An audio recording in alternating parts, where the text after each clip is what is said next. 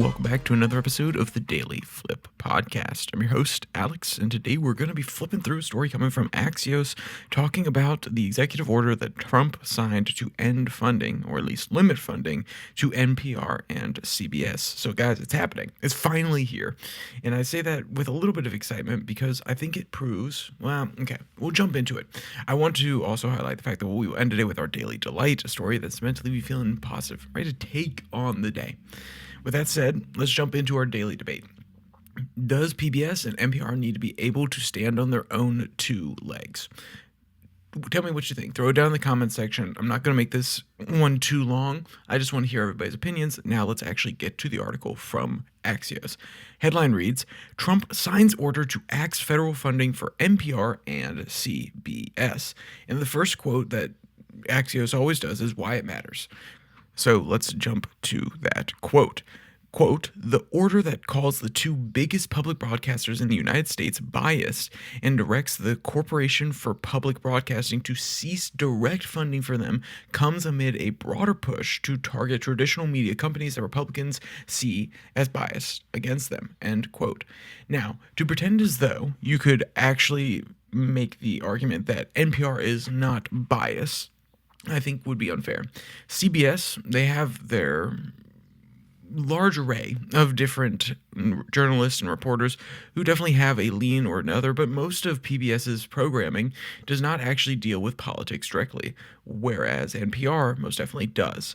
So I think that the way that Axios is framing this, saying apparently Republicans see them as, yes, the Republicans see them as that, but I also think that in the case of NPR, it is true. And you could actually look at the lean and slant of most of their journalism through a purely academic lens and see that they are at least reporting more and more in favor of Democratic positions, policies, than Republican ones. Their guests also happen to be more anti-Republican in leaning. And what I mean by that is whether it be people speaking against Republicans or it be the experts that they bring on are normally Democratic leaning, there is an interesting battle that was happening in a subcommittee within the United States House not that long ago where they asked these questions directly to the CEO, implying, could you really make the argument that NPR is unbiased when more than 70% of their staff is Democrat leaning or supported a Democratic candidate within the last election cycle?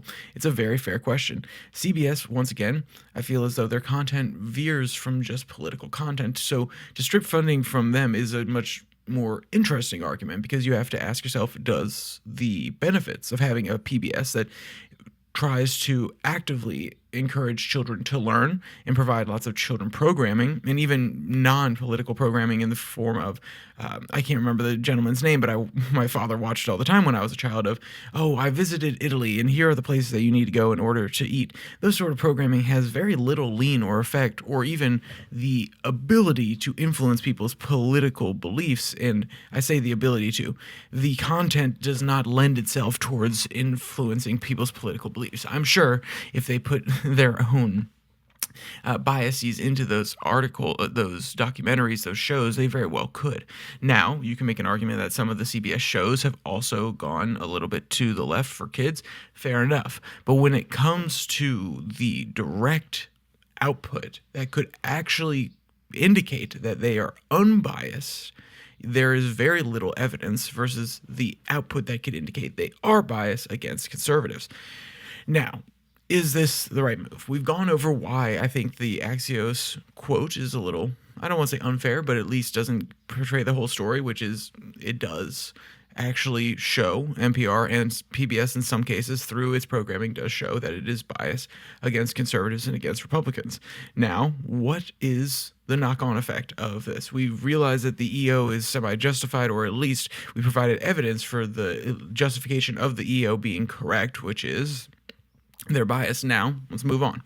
What do we need to do? Should we push back against this? And I mean this as a public, because guess what? We, as a population, are the ones that benefit from our tax dollars going to these different news organizations. Even if you do not like NPR, they have programming that is meant to inform the populace, and your tax dollars are going to that. So now we have to look at that risk-benefit analysis. Is NPR a net benefit, even if the reporting is more liberal leaning? I would say yes, it is a net benefit, but I do not believe that it is enough of a benefit to justify tax dollars on it. I think both of these operations, NPR and PBS, they also receive lots of public funding from their community. And what I mean by that is not necessarily local money like state money. What I mean is they get donations from people who are ardent listeners. These two operations have time to test whether or not they can stand on their own. I don't think that they would collapse within 3 years. I think that they could slim down their programming, continue to work off of contributions, especially now that this EO is signed. Many people will continually, they'll set up a recurring payment to these different corporations. And if they can stand on their own as their own operations without necessarily requiring public funding, even better. Guess what? Then at that point, you can be as biased as you want, because you can basically go out to your base and say, hey, if you still like our content, and if we happen to be left-leaning, but you like our content, we will still allow you to donate to us, and therefore we could run as a nonprofit. There are a few different tax statuses that they could try to apply for, but the point being that if they can survive on their own, then there is no point for government support. If we go forward and we test this assumption that they could survive on their own and they don't, and then we say, okay, actually they were a benefit, we see the effects of not having this sort of programming out there, the government can always decide to fund them again, especially with a possible change in president. This is what the federal government of Donald Trump looks like. It is one that is experimenting. Now, while he may argue that it is truly to get rid of these programs because they're biased against conservatives, I think while that's true, I also think it provides a great case study, because if I was to raise my children in a world without PBS, I don't know. I enjoyed PBS when I was a child, not all of their programming, but some of their programming, especially some of their travel programming, some of the things that were meant for more adults. And while they were a little biased then, I still feel like they were a good tool that was relatively slack on their overstimulation in their kids' programming. Now, it could obviously have changed today. I'm not trying to pretend as though everything stays exactly the same as when I grew up, but I think that PBS could be a good tool to use, or at least provide information in a relatively healthy way to my children in the future. So I think we could readdress whether or not it is actually necessary in the future. NPR, I listened to NPR a lot as a child, and maybe that's what its staying power is. Maybe that's why the culture would push back against it, simply because so many people listen to NPR. But a lot of the programming I listened to NPR was not the political stuff. It was the fun audio theater sort of content they were doing, where they were stories told through the radio. And those sort of things could be possibly net benefits. They're cultural touch points that don't necessarily have to worry about affecting us on a political level. And if those things are necessary, as I've said that I think they're at least, they could be a benefit, then we can readdress those, and possibly when the companies slim down to things like that, then we can refund them.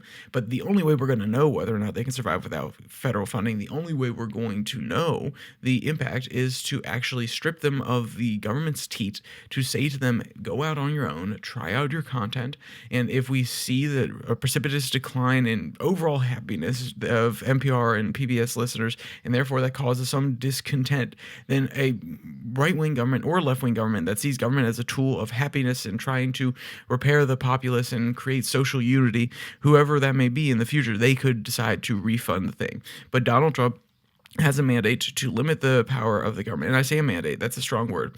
He was elected with his message being that we have to limit the federal government. Not everybody saw this one coming particularly, but this is a amount of money that is not necessarily something that we have to be willing to spend.